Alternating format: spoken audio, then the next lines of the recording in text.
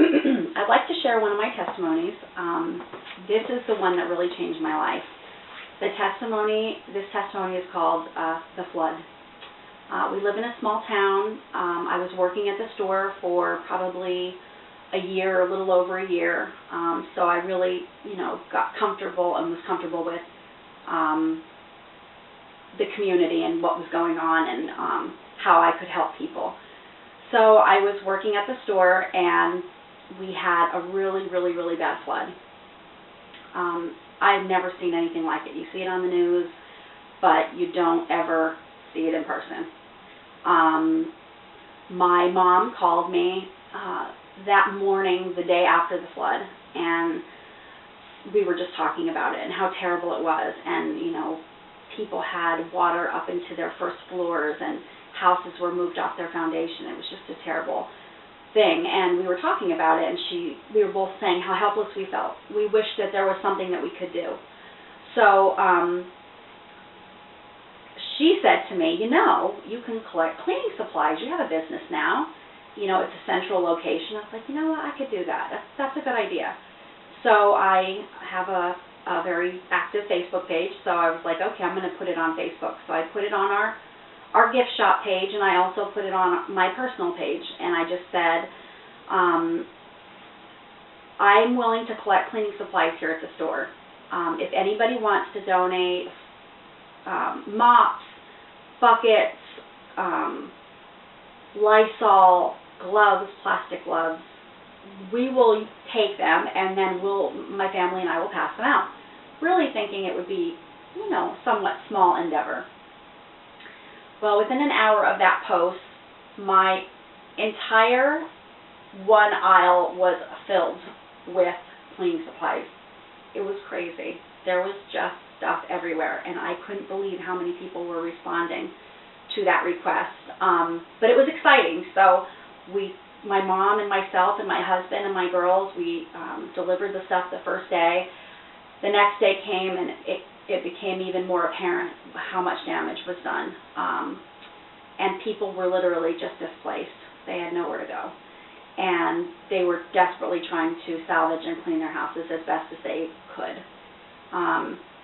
So I put the request out, and just said, again, if you still want to continue to do this, I will, collect them here. So it just continued to grow and grow. It got to a point where, the 2 mornings later, people were just at the door waiting with carloads full of stuff to give to us to give out. It got to the point where we couldn't just do it by ourselves. So we started to solicit people to come and help us. So then just other families just started coming and saying, here's me and my kids, and we're willing to deliver. So they filled up their cars with cleaning supplies, and we talked about the areas that were hit, who we didn't get, who we did get, and the donations just kept coming. We got to a point where, now I'm a gift shop, a person at a gift shop, that the local pizza parlor donated 500 pizzas to us. The hospital was delivering thousands of plastic gloves to our store for us to give out.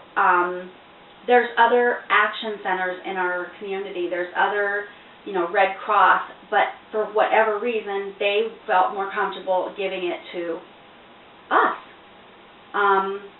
So we just took the bull by the horns, and we did what we needed to do. And it got to the point, though, that I needed to call the fire department and have them come and take the stuff and deliver it to areas, because it was just too much for us to do, even with help.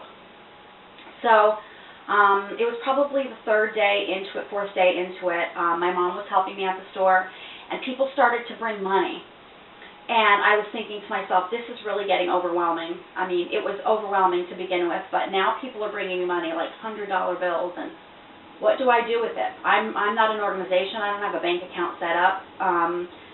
So I made an envelope and put flood victims on it, and I started putting the money. But I thought to myself, who do I give it to? How do I know who, is genuine or not? Or I just didn't know. So I prayed about it, and I have a couple of really good friends that I met through the store, women that have been walking with the Lord a lot longer than me, and I would call them in the morning, crying my eyes out, going, oh my gosh, like, what is happening? And they're telling me, like, God's using you. You said that prayer, and now God is using you. It was all, like, overwhelming, and I just felt like he threw me in the fire pit and was like, you need to learn. So, I prayed about the money, and I said, God, I do not know who to give this money to. So, I'm going to trust you because you put me here to lead me. You lead the people to me, please, Lord. And so I trusted that prayer, that he was going to lead people to me, and he did exactly that. I got a call in the morning, like on the 4th or 5th day, that this elderly couple, you know, was really in a bad way. They lost their furnace, they lost their house, and they had just moved, or I shouldn't say just, but within the last couple of years had moved to this property that they're at because their house burned down, their other house. Now they have this house. They're 85 years old, and their house is flooded. It was just a shame, and I think a lot of people knew them from the community. They were good people, had done good things in their lives, and they felt bad for them. 2 people called me particularly about this couple, so I knew in my heart that God was sending those people to me, that I needed to help them.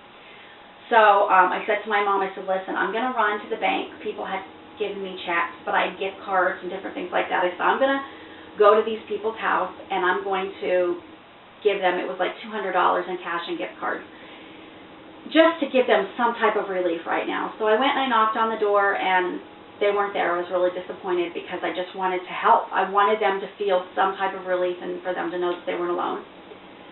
So I thought, okay, well, I'll run to the bank and then maybe I'll stop back. So as I am going to the bank, my cell phone rings. Now, people are calling my cell phone that I don't know. I don't even know how they got my cell phone number.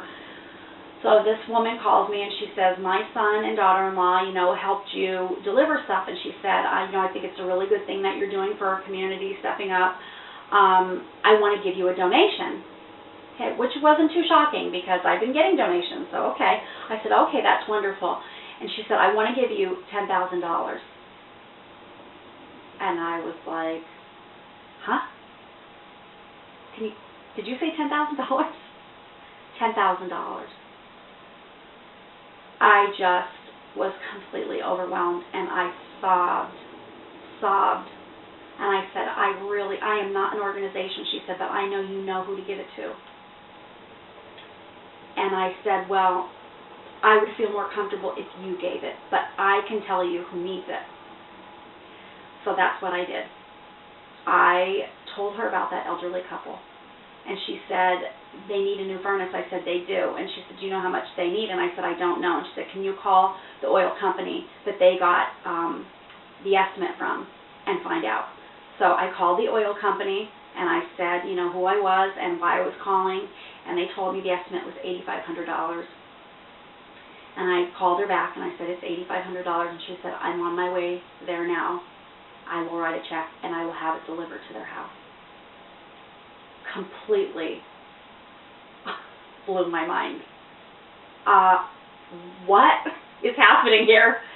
This is more than I could have ever expected. And then she went to another row of houses that got hit really hard and went door to door and gave out $1,500 checks. It was absolutely amazing. It didn't stop there, though. People continued to bring me money, and people continued to refer me to certain people that really needed it. It was an unbelievable experience. Unbelievable. I knew from that moment on that my life would never be the same. Never be the same. And it hasn't been the same. That was like my test, and I know that in the Bible it says that God will give you a little, and depending on how you do with that little, He'll give you more. And that was a test for me, and I think I passed.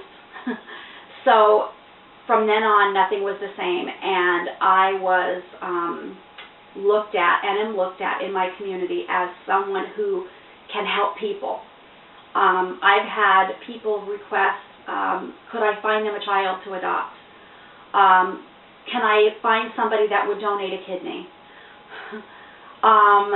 Could I help fire victims? Can I find somebody a place to live? can I find somebody a job?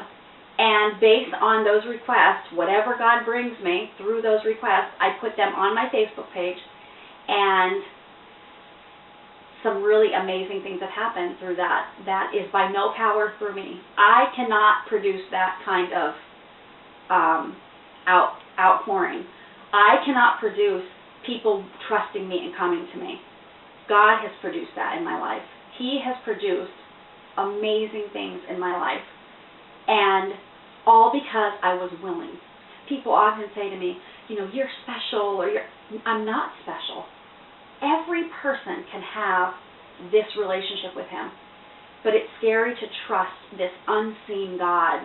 It's scary to trust something that you can't see. And I understand that because I've been there. And don't get me wrong, I still have my moments of doubt, which is bad, I know. I'm working on that. But He has shown me over and over again how He's got bigger plans, and that I need to just trust Him, and He'll do the work. He always tells me that. Be yourself. You don't do the work. I do the work. And I say, okay, because my personality wants to overachieve. My personality wants to get it done, but it's not in my time. It's not in my power. And that's a definite, struggle sometimes, but He's led me some amazing places, and I can't even imagine what He has in store for me in the future. So I will continue to share my own testimonies and experiences again, and I am also going to be bringing other people in to tell their experiences, even the littlest things, and how amazing God is and how He works in our lives. Thank you so much, and I hope you gain some type of encouragement from this. God bless you.